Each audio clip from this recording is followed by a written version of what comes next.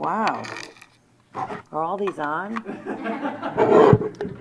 Summertime! Sorry, I have a bad voice today. There's nothing that my husband likes better than having one of these in his hands.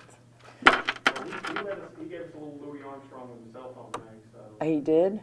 Great haircut. Did he compliment your hairdo? That's very... He did.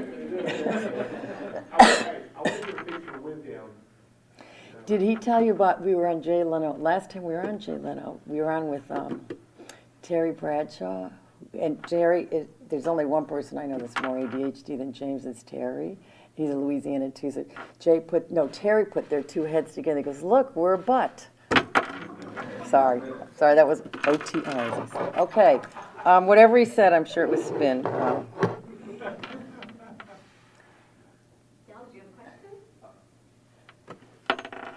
I was drawing a comparison with James while ago.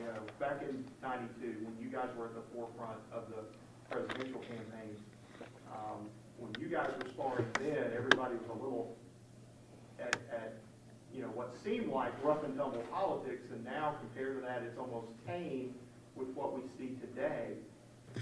When does that change? Do we get back to a civility in politics, or are they stay gone?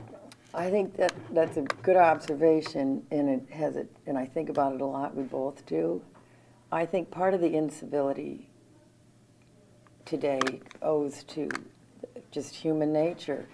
When in 1992, that was it. Reagan's best friend was a Democrat. Poppy Bush. I was a a body man. That was his position with Herbert Walker Bush. And his best friend was Danny Rust and Tarkowski. We crossed, people were friends, they socialized together. It was honor among thieves. I could not, James and I today could not even forget about getting married. We wouldn't even date. These circles go like this. So writ large, Congress people it was starting around then, they didn't bring their families to Washington. They stayed in the district. It's a good concept to stay in touch with the district, particularly for congressmen, but that meant, four guys bunking like frat boy, it's just not so their kids didn't go to school together, their wives did not socialize together, and the absence of that human contact, it ends up like this. We now live in New Orleans. You go to the grocery store and, our mayor, we both supported the same, Mitch Landrieu. He goes to the gas station or the grocery store, the bakery, you're right in front of you. Can't be rude to people. People aren't naturally rude to people. So that's one thing.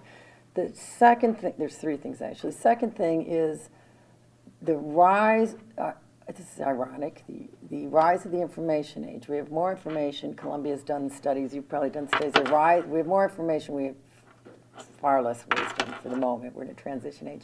And fewer stories. There's actually more of a herd mentality at the national level, particularly, and that's the subset of that is cable TV. We know this from being on the other side of the cameras and hosting shows.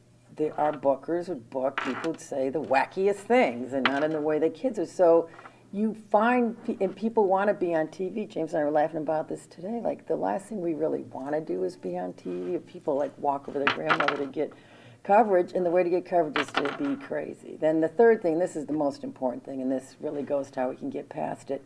People really are divided. This is not, some of these fights are manufactured, but the large issue, which I presume we're going to talk about tonight, the overriding issue, what's the role of government? How do we want the government to work in our lives? We've set up this straw man arguments, government, anti-government. It's not anti-government, it's size and scope, and people have very dramatically, radically different ideas on that. And when not too long ago, we would just think the other side was wrong, and you'd bring your data to make your argument. Now, each side sometimes treats the other, not that they're wrong, but that they're evil, and they question the morality of their position. And if your morality is questioned, or if you're called names, this is what I'm sure we're going to find in our post-election data, these Tea Party people who aren't, the overwhelming majority of them are not political activists, and when they were concerned about policies and philosophy, and when they go out there in opposition and they're called all kinds of names, that makes people, it just makes them, it coarsens the dialogue. So, but, you know, something that can't be sustained won't be sustained. We travel all over the world. Americans are really nice people. We're nice people. We like to be nice. We like to talk to people. And we don't like to be like this. We don't live like this in our own communities. So I'm feeling like we're getting to the tipping point.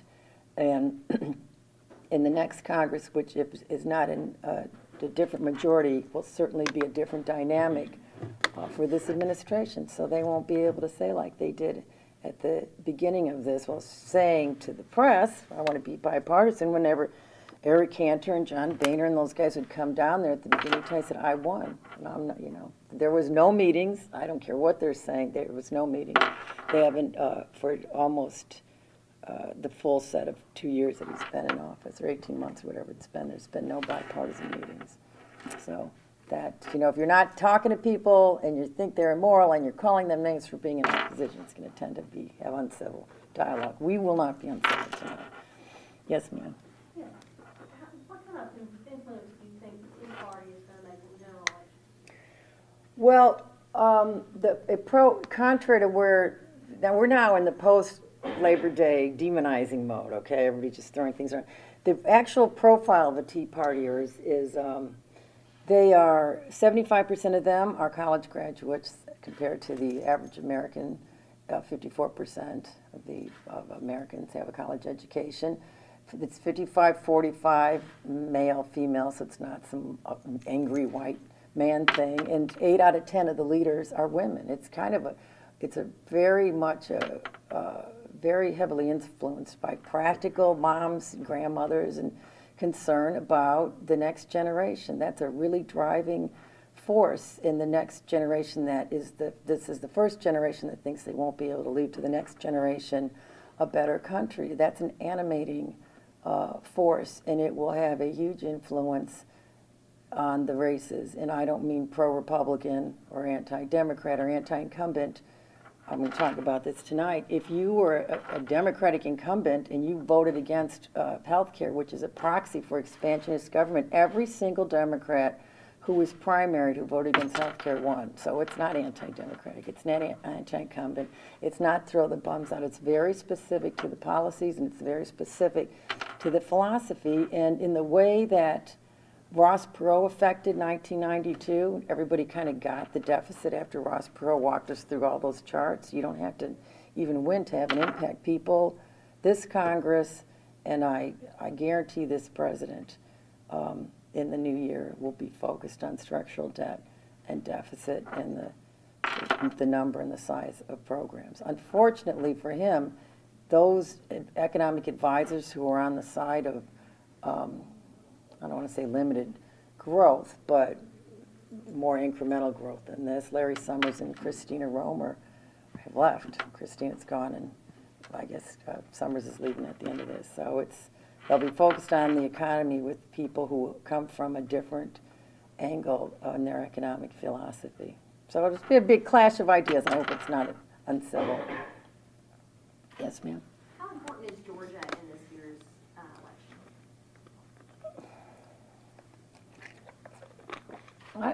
I'm trying to think, do you have any races that are really outside of the box? I think this district is probably be closer than it's been. McKinney's a good candidate and making a good run, and this is the kind of year that you can pick up a seat like that. But I think what people are looking at in the big picture is not so much states is the aggregate, and some states will now all be looking at Delaware to see if she comes in on a broom after all of this, or if he comes in with the Trotsky glasses or something like this, is Lenin versus Samantha.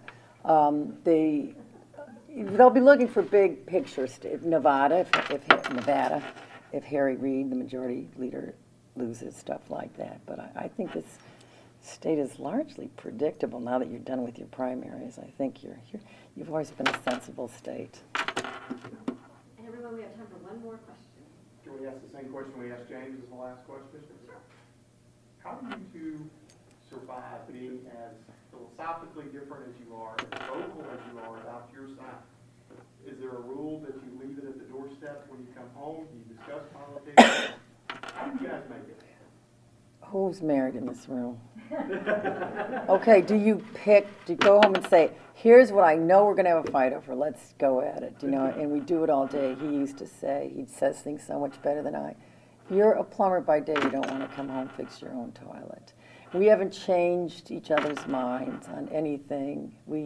We have agreed on the same mayor. We work together. It's the first race to work together. But we share a common faith. We share views about how we budget for our family.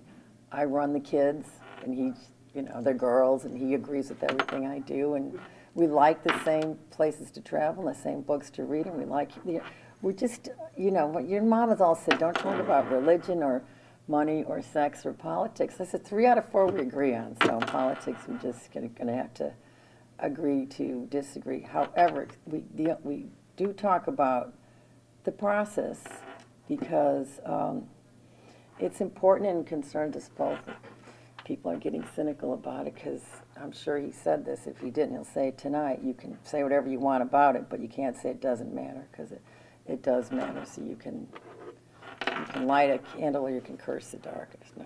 And anyways, he doesn't listen to me and I don't listen to him, so that's how we do it. Well, we were old when we got married. What did he say? Did he say, because I'm the best woman he ever knew? Okay. He usually says, she loves my mama. I'd rather have somebody that loves my mama, hates my politics.